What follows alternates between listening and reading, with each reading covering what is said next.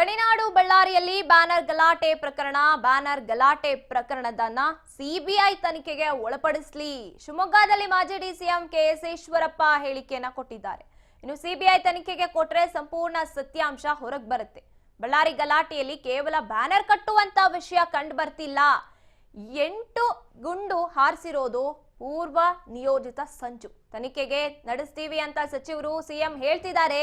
ಇನ್ನು ಘಟನೆಯಲ್ಲಿ ಓರ್ವ ಸಾವನ್ನ ಕಂಡಿದ್ದಾನೆ. ಕೂಡಲೇ ಸಿಬಿಐ ತನಿಖೆ ಆಗ್ಲೇಬೇಕು ಅಂತ ಪಟ್ಟು ಹಿಡಿದಿದ್ದಾರೆ ಮಾಜಿ ಡಿಸಿಎಂ ಕೆಎಸ್ ಈಶ್ವರಪ್ಪ ಅವರು. ಬರೀ ಬ್ಯಾನರ್ ಕಟ್ಟೋದಕ್ಕೆ ಬಳ್ಳಾರಿಯ ಸಮಸ್ಯೆ ಅಂತ ನನಗೆ ಅನ್ಸಲ್ಲ. ಯಾಕಂದ್ರೆ 8 ಗುಂಡುಗಳು ಹೊಡೆದಿದ್ದಾರೆ ಅಂದ್ರೆ ಇದು ಪೂರ್ವ ನಿಯೋಜಿತ ಸಂಚು. ಇದನ್ನು ಕೂಡ ಸಿಬಿಐ ಕೊಡ್ಬೇಕು. ಯಾಕೆಂತಂದ್ರೆ ತನಿಖೆ ಕೊಡ್ತೀವಿ ಅಂತ ಎಲ್ಲಾ ಮಂತ್ರಿಗಳು ಹೇಳ್ತಿದ್ದಾರೆ, ಮುಖ್ಯಮಂತ್ರಿಗಳು ಹೇಳ್ತಾ ಇದ್ದಾರೆ. ಪಾಪ ಅನಾಮಿಕ ಒಬ್ಬ ಸತ್ತ. ಅದು ಕೂಡ ಈಗಾಗಲೇ ಡಿಪಾರ್ಟ್ಮೆಂಟ್ ಅವರು ತುಂಬಾ ಸ್ಪಷ್ಟವಾಗಿ ಹೇಳಿದ್ದಾರೆ, ಆ ಗುಂಡು ನಾವು ಪೊಲೀಸ್ ಇಲಾಖೆ ಹೊಡೆದಂತ ಗುಂಡು ಅಲ್ಲ. ಹಾಗಾದ್ರೆ ಯಾರು ಗುಂಡು ಹೊಡೆದವರು? ಇದ್ರ ಬಗ್ಗೆ ಸಿಬಿಐ ತನಿಖೆ ಮುಖಾಂತರ ಆಗ್ಬೇಕು. ಯಾರನ್ನ ಕೊಲೆ ಮಾಡಬೇಕು ಅನ್ನೋಂಥ ತೀರ್ಮಾನ ಮಾಡಿದ್ರು, ಇದೆಲ್ಲವೂ ಕೂಡ ಹೊರಗೆ ಬರಬೇಕು ಅನ್ನೋದಾದ್ರೆ ಸಿಬಿಐ ತನಿಖೆ ಆಗ್ಬೇಕು. ನನ್ನ ಹತ್ಯೆಗೆ ಬಂದಿದ್ರು, ಪೆಟ್ರೋಲ್ ಬಾಂಬ್ಗಳನ್ನ ತಂದಿದ್ರು, ಪೂರ್ವ ನಿಯೋಜಿತವಾಗಿ ಇವೆಲ್ಲ ಪ್ಲಾನ್. ನಾನು ಅದಕ್ಕೋಸ್ಕರ ಎಲ್ಲೇ ಪೂರ್ವ ನಿಯೋಜಿತ ಅಂತ ನಾನು ಪೂರ್ಣ ವಿವರಕ್ಕೆ ಹೋಗಲ್ಲ. ನಾನು ಯಾರದೇ ಒಬ್ಬರು ಪರವ ಮಾತಾಡಲಿಲ್ಲ.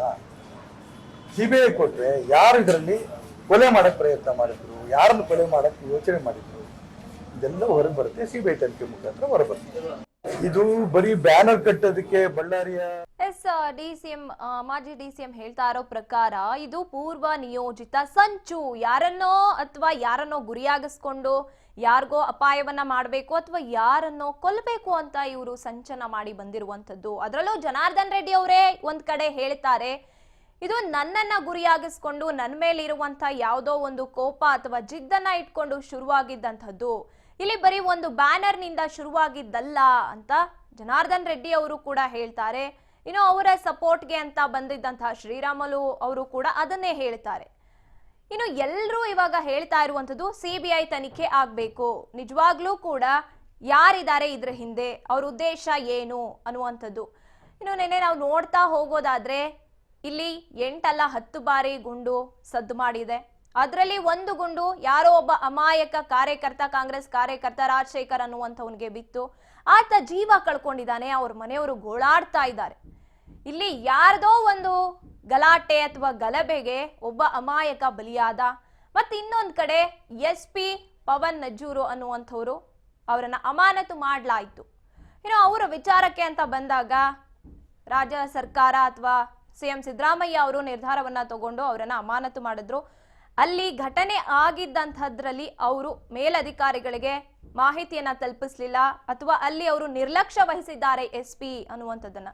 ಇನ್ನು ಅವರು ಆ ಒಂದು ಘಟನೆ ನಡೆಯೋದಕ್ಕಿಂತ 12 ಗಂಟೆ ಹಿಂದಷ್ಟೇ, ಅಂದ್ರೆ ಒಂದಿನ ಹಿಂದಷ್ಟೇ ಅವರು ತಮ್ಮ ಕೆಲಸಕ್ಕೆ ಸೇರ್ಕೊಂಡಿರ್ತಾರೆ. ಇನ್ನೂ ಕೂಡ ಅಲ್ಲಿ ಏನೇನ್ ಆಗ್ತಿದೆ ಆಗು ಹೋಗುಗಳು ಅಂತ ಅವ್ರಿಗೆ ಗೊತ್ತಿರುತ್ತೋ ಇಲ್ವೋ. ಆದ್ರೆ ಇಂಥ ಒಂದು ದೊಡ್ಡ ವಿಚಾರ ಗೊತ್ತಿಲ್ಲದೆ ಇರುವಂತ ಪರಿಸ್ಥಿತಿ ಏನಿರೋದಿಲ್ಲ. 3 ಗಂಟೆ ಆದ್ರೂ ಕೂಡ, ಆ ಘಟನೆ ಆಗಿದ್ದ 3 ಗಂಟೆ ಆದ್ರೂ ಕೂಡ ಅವರು ಆ ಸ್ಥಳದಲ್ಲಿ ಇರ್ಲಿಲ್ಲ ಅನ್ನುವಂತ ಮಾಹಿತಿ ಕೂಡ ಕೇಳಿ ಬರ್ತಿದೆ. ಅದೇನೇ ಆಗಿದ್ರೂ ಕೂಡ ಇಲ್ಲಿ ಬೇರೊಬ್ಬರಿಗೆ ಸಮಸ್ಯೆ ಆಗ್ತಾ ಇದೆ. ಯಾರನ್ನ ಗುರಿಯಾಗಿಸಿಕೊಂಡು ಬಂದಿದ್ರೋ ಅವ್ರಿಗಿಂತ ಹೆಚ್ಚಾಗಿ ಯಾರೋ ಒಬ್ಬ ಅಮಾಯಕ ಬಲಿಯಾಗಿದ್ದಾನೆ. ಅವರನ್ನ ಬೆಂಬಲ ಮಾಡಬೇಕು ಅಥವಾ ಈ ಒಂದು ಗಲಾಟೆಯಲ್ಲಿ ನಮ್ಮ ಕಡೆಯವ್ರಿಗೆ ನಾವು ಸಪೋರ್ಟ್ ಮಾಡಬೇಕು ಅಂತ ಬಂದಂಥವ್ರು ಇಲ್ಲಿ ಬಲಿಯಾಗ್ತಿದ್ದಾರೆ. ಇನ್ನು 1-2 ಪಡೆಗಳ ಮಧ್ಯೆ ಪೊಲೀಸ್ ಪಡೆ ನಲಗಾಡ್ದು ಇರುವಂಥದ್ದು. ಇದು ಸಿಬಿಐ ತನಿಖೆಯಿಂದಲೇ ನಿಜವಾಗ್ಲೂ ಏನು ಉದ್ದೇಶ ಅಂತ ಗೊತ್ತಾಗುತ್ತೆ.